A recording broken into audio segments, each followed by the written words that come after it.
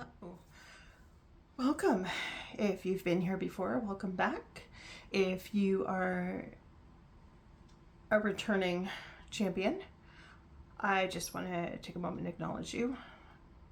Because if you watched that last video and made it through the whole thing, you're a champion. And it's not easy to sit with that kind of topic and that kind of material and let it land. So well done. If you are new, welcome.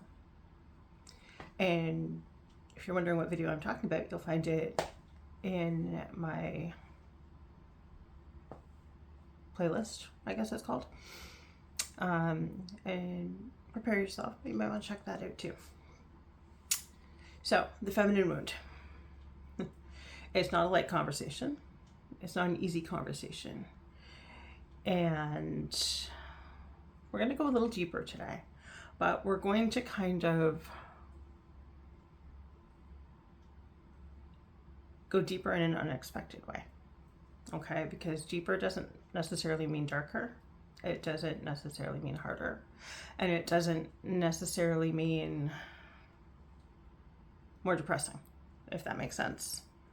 We're going to look at the other aspects of what I do, which connect directly to the feminine wound, but show you how to connect with it in a different way and actually find the benefits and learn from it and transform it into something better. So my work revolves around two elements that I can't live without.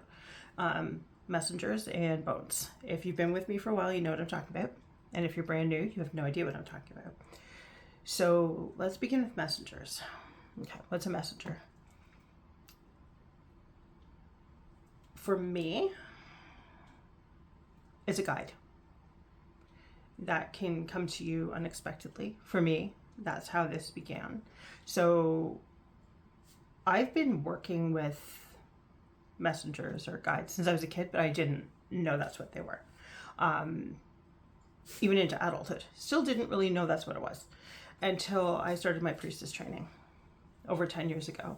And we were working with reindeer, and holy shit, it completely floored me. There was something about that particular animal. I'm not talking about the Christmas cartoony version. I'm talking about the, living creature. And there was something about their symbolism and their meaning and their beauty and their resilience that just stuck with me.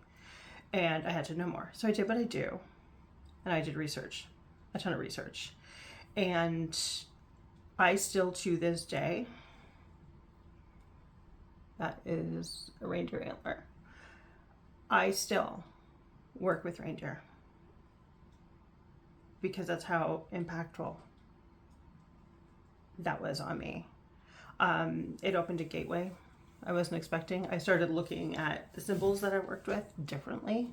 So Raven found me, the willow tree found me, and then other things started to find me, and I became obsessed, absolutely obsessed.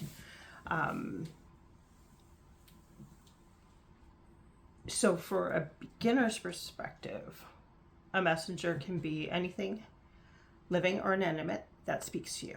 It can be an animal, it can be a plant, it can be a bird, it can be a bug, like an insect crawling on the ground. It can be a snake. I don't know if you can see that. These are snake earrings. It could be a spider. These are the ones that have found me. It can be a symbol. For some people, it's the infinity symbol. For me, it was a spiral. That was another one that stopped me in my tracks, and I went, that. For some, it's labyrinth. So there's no right or wrong. It's whatever works for you. When it comes to working with messengers, I always tell people there's two ways you can do this. You can either choose one and say, if I see this symbol, it means I'm going in the right direction. I'm following the aligned path for what I'm trying to create. And if I see this sign or this symbol, I know I'm going in a way that's not in alignment. And the language you're going to be tempted to use is right or wrong. We're not going to say wrong. because you're just basically in or out of alignment with what you're wanting, right? It's like you take a wrong turn on the highway and you're like, I took a wrong turn. Well, you took a detour, right? You can still get where you're going. You're just going to take a different way than you anticipated. Okay, so start kind of watching for those kind of guides if that's where you want to start with. Or you can just say, who do I need right now? And start and notice the recurrences of who appears on your path. And I mean in unexpected ways. If you walk by, we have an osprey nest up the street. So I know at 3 o'clock every day, I'm going to see it. And it's going to fly overhead with its fish. And it's going to land in the forest behind where its nest is. And you can see it sitting in the tree eating. And then it's going to go back to the nest. That for me is not a surprise. It's not unexpected. So I wouldn't count that as a sign. Now, if I'm walking down the street and I see a fox, we don't see them around here very often, that's going to get my attention. If I go into my backyard and there's a snake, again, we don't have those very often, that's going to catch my attention. So notice the things in places you don't normally see them, and then notice if they start recurring. So if you're out shopping and all of a sudden you walk in a store and there's like this entire tableware set of woodland creatures and there's foxes everywhere, that's going to get your attention.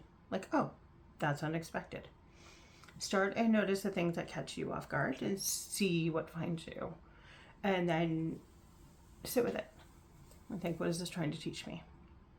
Okay, so that's messengers. I love them because in a world that's this disconnected and this messed up, it's just a simple, beautiful reminder we're not alone, right? The other aspect of what I do is what I call bones. So when a messenger comes to you on its own, it's trying to tell you something. And in my experience, it's trying to show you something in you that's hurting, or that you're missing, or that you've lost somewhere along the way and you perhaps should start looking for once again, right? Bones for me are quite simply the pieces of us that have been lost, stolen, broken, or forgotten.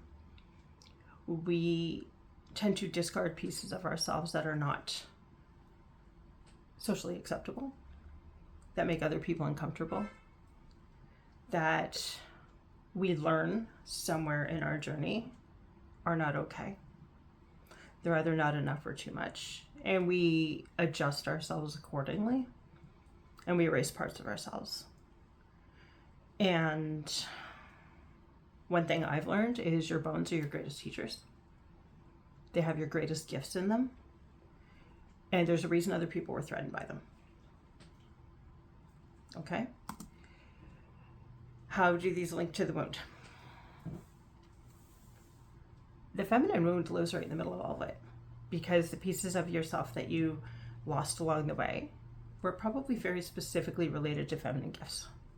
The guides who are coming to find you are there because of your feminine gifts. And when you start doing this kind of work, there's 3 specific gifts that will awaken within you: intuition, creativity, and compassion. And when you start and recover those pieces, it will shock the hell out of you what comes next and what you can find and what you've missed about yourself, what you loved about yourself, what you want back. That's part of yourself, okay? And then you start healing the wounds of self-rejection and self-erasure. And when you start healing those, you stop policing other people and you stop erasing those parts of them. You stop destroying those parts of them. And you learn to find compassion in people for things you didn't expect to. So that's what this work does. That's how we go from a wound to alchemy. But again, it's not a place asterisk you put on a map and go, oh, I'm healed now. It doesn't work that way. And you're going to find that the version of you that unfolds is not what you expected. And that's okay too. So, welcome to this journey. If this sounds like this is for you, or you want to try this, or you want to explore this deeper, Unearthing Her is free. It's on my website. I will put the link down below. It's not a massive booklet. It's not 100 journal questions. It's just a journey that takes you to meet that part of yourself. And sit with a couple of questions. You don't have to write them out. You can. You don't have to. And see if you want to go further. And then if you want to go further, we go back to the beginning, childhood. And we collect one of her pieces. And we move from there. So I'm going to keep this as short as possible because I do talk a lot. But thank you for being here. If you have any questions, let me know. And I will have another one of these next week. I'm starting to plan them out. I unexpectedly fell off the earth last week because I was gardening and I couldn't stop. But that's a whole other thing we'll talk about later. But for now, I hope you're well. I hope you find what you need.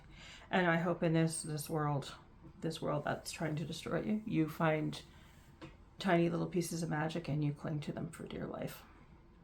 So take care, and I'll see you soon.